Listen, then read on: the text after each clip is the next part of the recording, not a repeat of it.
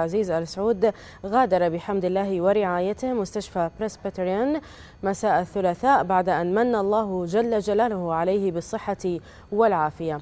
وتوجه خادم الحرمين الشريفين إلى مقر إقامته بنيويورك لقضاء فترة من النقاهة واستكمال علاجه الطبيعي.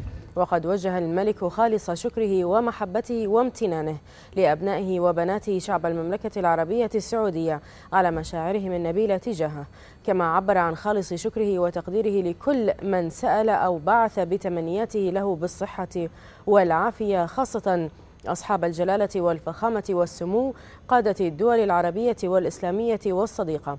حفظ الله خادم الحرمين الشريفين ومتعه بثوب الصحة والعافية.